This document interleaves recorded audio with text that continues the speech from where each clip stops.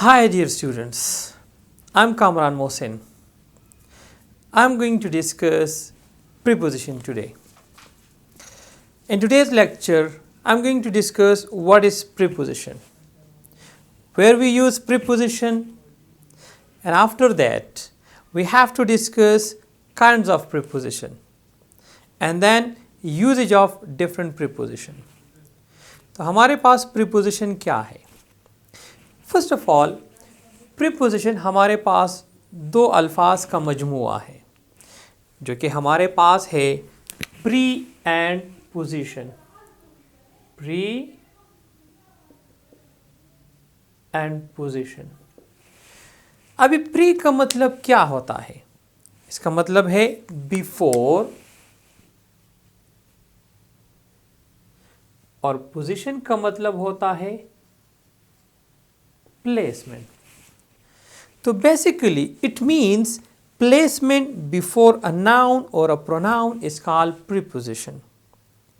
एक important point, अगर preposition के बाद noun और pronoun नहीं है तो इसको हम preposition तस्वुर नहीं करेंगे। तो first point, हमारे पास preposition के बाद noun और pronoun लाजमी होता है। Now let me give you an example.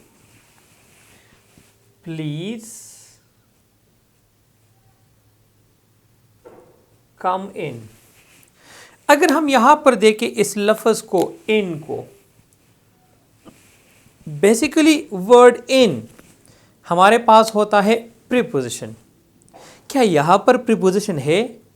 नहीं जी, यहां पर हमारे पास ये एडवर्ब का काम कर रहा है, क्योंकि प्रीपोजिशन का पहला पॉइंट क्या होता है कि इसके बाद नाउन और प्रोनाउन लाजमी इस्तेमाल होगा। तो अगर यहाँ पर नाउन प्रोनाउन नहीं है तो this is not preposition. In this sentence this word functions as an adverb.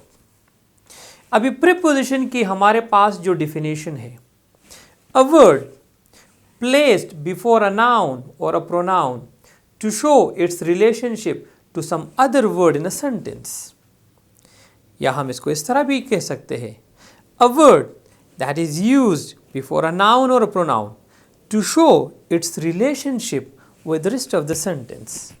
अभी यहाँ पर अगर आप देखें, he is happy about the party. Now हमारे पास यहाँ पर क्या है? इसके बाद हमारे पास इस्तेमाल हुआ है नाउन। दूसरा जो इम्पोर्टेंट पॉइंट है वो ये है कि प्रीपोजिशन के बाद जो भी नाउन और प्रोनाउन होगा वो हमेशा ऑब्जेक्टिव केस में होगा। ऑब्जेक्टिव केस, हमारे पास सब्जेक्टिव केस नहीं होता। दूसरा इंपॉर्टेंट पॉइंट याद रखिए, जब कभी आप किसी पार्ट्स ऑफ स्पीच को पढ़ते हैं तो उसको आप दूसरे जो पार्ट्स ऑफ स्पीच है उसके साथ मिलकर पढ़ें, तो बहुत आसानी से आपके दिमाग में पार्ट्स ऑफ स्पीच बैठ जाएगी। यहाँ पर हमारे पास क्या है? About the party. Now this word it shows the relationship with rest of the sentence. ये लफ्ज इस नाउन प्रोनाउन का रेस्ट ऑफ द सेंटेंस के साथ रिलेशनशिप शो करता है। फिर हमारे पास है kinds of preposition. Kinds of preposition के बारे में याद रखिए कि हमारे पास डिफरेंट ग्रामर बुक्स में डिफरेंट काइंड्स लिखे हैं। जैसे कि एक ग्रामर बुक में मैंने पढ़ा dynamic preposition, static preposition, dual preposition. एक दूसरी जगह पर मेजर प्रीपोजिशन, माइनर प्रीपोजिशन। यहाँ पर जो मैंने एक ग्रामर बुक को लिया है उसमें है simple preposition, double preposition, compound preposition, participle preposition and phrase preposition. हम औरों को भी डिस्कस करेंगे इसको डिस्कस करने के बाद कि हमारे पास स्टैटिक, डायनेमिक, डुअल और कौन कौन से हैं। यहाँ पर हमारे पास सिंपल प्रीपोजिशन क्या होता है? आसान अल्फाज में इसका मतलब होता है वन वर्ड प्रीपोजिशन, जिसमें आपके पास और अल्फाज नहीं होते। तो हमारे पास prepositions which are not form by any method and common to a language, तो हमारे पास ये सिंपल प्रीपोजिशन होता है। इसके बाद हमारे पास है, इसकी एग्जाम्पल है at, out, to, since, for, by, in, up, of, etcetera. हमारे पास ये कौन से है? ये सिंपल प्रीपोजिशन है। फिर हमारे पास है डबल प्रीपोजिशन। डबल प्रीपोजिशन कौन से होते हैं? Prepositions which contain two words. हमारे पास सिंपल वर्ड, दो अल्फाज वाले। यहां पर अगर हम देखें तो हमारे पास आउट ऑफ दो लफ्ज है, क्लोज टू, ड्यू टू, इसी तरह हमारे पास next to, instead of, in spite of, and so on. ये हमारे पास है डबल प्रीपोजिशन। तीसरा हमारे पास है कंपाउंड प्रीपोजिशन। अभी कंपाउंड प्रीपोजिशन हमारे पास कौन से होते हैं? Preposition which are formed by प्रीफिक्सिंग।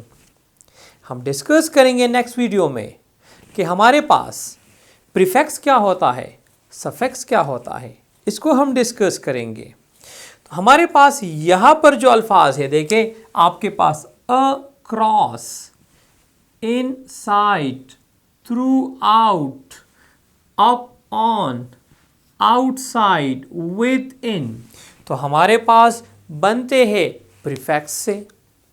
Next जो हमारे पास पॉइंट है वो है पार्टिसिपल प्रीपोजिशन।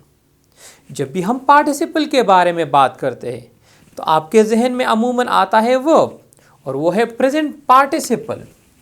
प्रेजेंट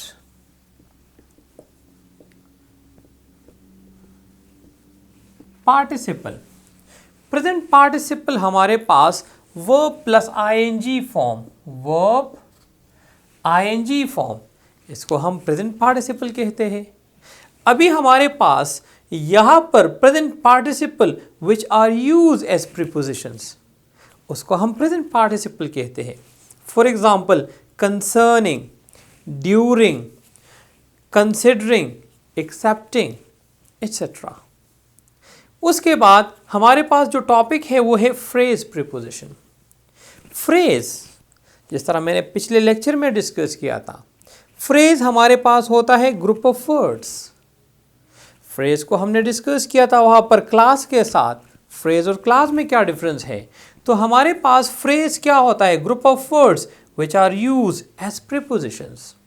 तो हमारे पास यहाँ पर कौन कौन से हैं? अकॉर्डिंग टू, हमारे पास along with, by way of, because of, by means of, in front of, etc.